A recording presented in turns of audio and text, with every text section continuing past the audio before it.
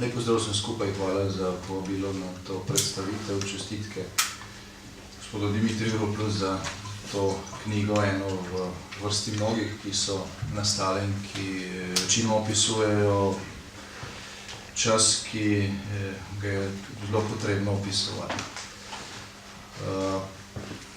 Zdaj, glede tega vprašanja tako imenovanega izogibništva, mislim, da nek odgovor ali pa neko osvetlitev samega vprašanja daje že naslov te knjige. Slovenija je postala članica Organizacije združenih narodov kot 176. država po vrsti.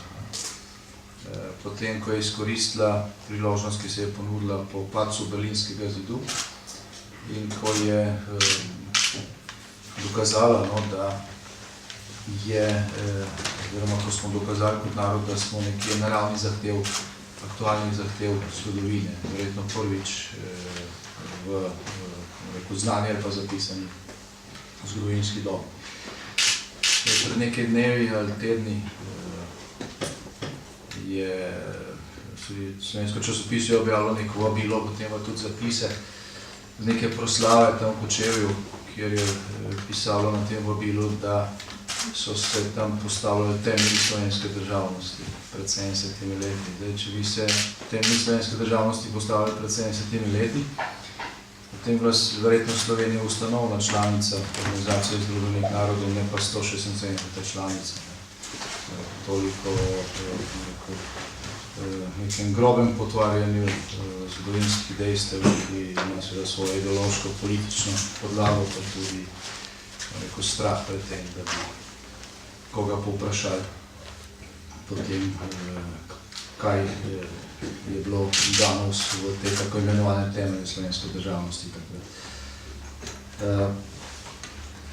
V vprašanju ste omenili tudi mojo takratno funkcijo v Demosovi vladi. Dimitrija so takrat prevzela dva resorja, ki sta si bila podobna po eni stvari. Moj resor, ki je bil resor za obrambo, ni imel vojske, njegov resor, ki je bil resor za zunanje zadeve, pa ni imel diplomacije. So imela črmano prazne okvire, ki jih je bilo treba napolniti. In ta dva ključna atributa vsake državnosti sta se začela nastajati šele po Demosovi zmagi. V tistem letu od zaprisege prve demokratično izvoljene slovenske vlade sredi maja 90, pa seveda do osamosvojitve in mednarodnega priznanja sredi leta 91 in v začetku, oziroma v prvi polovici leta 92, ko je Slovenija tudi dejansko postala polnopravna 176. članica Organizacije združenih narodov. To sta bila dva ključna, manjkajoča atributa slovenske v vsake državnosti, ki jih je bilo treba vzpostaviti. In v tej knjigi boste najdli veliko zanimivih opisov, dogodkov, nenazadnje tudi dokumentov iz tega kratkega, vendar zelo zgoščenega časa novejše slovenske zgodovine,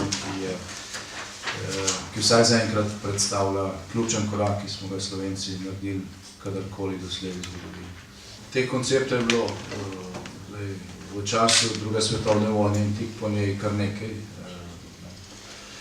znanih in manj znanih, vendar pa je bilo razmere sil takrat takšno, da v nekem razklanem okolju, kot ga je predstavljala Slovenija takrat, ne samo po koncu druge svetovne vojne, ampak po državljanski vojni, z žrtvami, tisoči, 10 tisoči, pozneje v celoti 100 tisoči beguncev.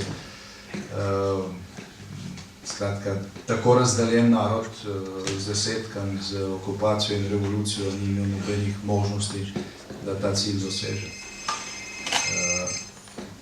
V času, o katerem smo prej govorili, se pravi v času, ko se je Slovenija potem dejansko osamosvojila v 90-ih letih, na začetku 90-ih let, konec 80-ih in začetku 20-ih let, ko so se dejansko postavljali temelji slovenske državnosti in slovenske demokracije, takrat smo uspeli zagotoviti neko veliki meri, ne popolno, ampak zelo veliko enotnost naroda, ki je zdržal to preizkušnjo. Če bi enako razklani, kot smo bili takrat, potem tudi tokrat zagotovo ne bi uspelo. Veliko vprašanje, kakšen bi bil razplet dogodkov, ne samo pri nas, ampak nasploh v tem delu Evrope. So pa seveda bili poskusi, da se to zavre, bili so močni poskusi od zunaj, o tem veliko piše Dimitrij v tej knjigi, tudi nekaterih drugih prej. Nenazadnje nismo imeli niti od ene države, ki bi ki štela takrat v mednarodni skupnosti, kakršnekoli, vsaj na pol obljube, da nas bodo priznali naprej. Tega pač ni bilo. Imeli smo simpatije iz baltskih držav, imeli smo simpatije, bom rekel, iz nekaterih manjših držav v Evropi, vendar pa nobena članica Varnostnega sveta Združenih narodov ali katerakoli večja država, niti v soseščini ni dala takšne obljube.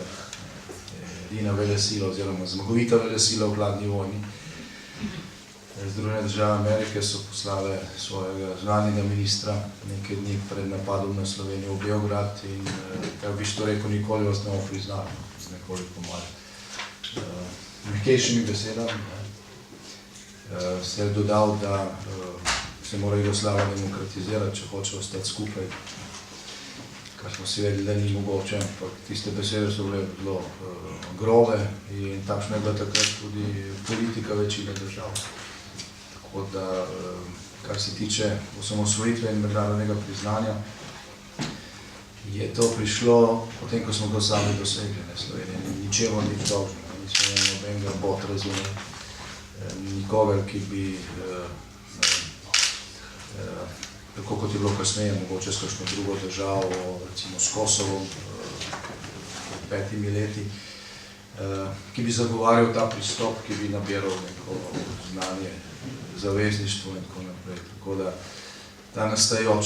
ta nastajajoči diplomatski korpus slovenske države takrat, ki ga je gradil naš zunanji minister v tem času, ki sedi tukaj poleg mene, je opravil pač izjemno delo, tudi s pomočjo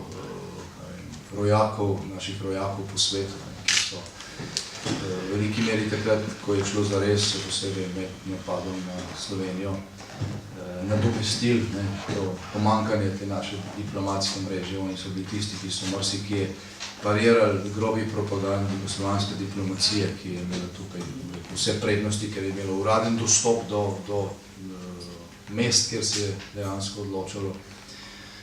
Skratka, tudi iz te knjige boste videli, da smo morali veliko improvizirati, zato da se je na koncu dosegel ta cilj, ki je opisan tudi naslov te knjige.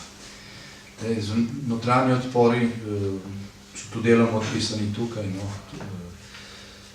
še bolj dokumentirano v beli knjigi slovenske osamosvojitve, ki smo na tem istem mestu predstavljali junija. Tam je obsežen korpus dokumentacije, ki govori o tem spopadu med Majniško deklaracijo, v kateri je pisalo, da želimo živeti v suvereni državi slovenskega naroda, suvereni demokratični državi slovenskega naroda, in temeljno listino, v kateri je bila Slovenija še vedno vpeta v jugoslovanski okvir. Ta spopad v slovenski politiki je trajal vse skozi, pravzaprav še vedno traja. Ne glede na to, da smo vmes dobili samostojno državo, parlamentarni sistem in tako naprej. Tudi v zvezi s tem nasprotjem, pa spopadom med Majniško deklaracijo in temeljno listino, nekaj zanimivih opisov v tej knjigi, glede na to, da se potem čez 10, 15, 20 let se je marsikdo spominjal čisto drugačno, kot je dejansko bilo. V bistvu je kakšen model podpisal temeljno listino, pa se je pohvalil, kako je sestavljal Majniško deklaracijo. Za mlade generacije, verjetno za veliko večino mlade generacije je to vseeno, nič pač ne vejo, kaj je razlika. Neka listina je pač bila. Nekateri zgodovinarji so izkrivljeno predstavljali oba dokumenta in malo da ne je potem že kdo predal, kako so tisti, ki so bili za temeljno listino osamosvajali Slovenijo. No. Čeprav v temeljni listini piše, da vsi podpisniki predstavljajo življenje v Jugoslaviji, ne to v samostojni Sloveniji. Več o tem smo itak že govorili, neki drugi knjigi, ko bo išlo nadaljevanje, naslednja priložnost, no, ampak nekaj zanimivih doslej objavljenih detajlov v zvezi s tem spopadom tudi v knjigi in pač toplo priporočam branje. Hvala.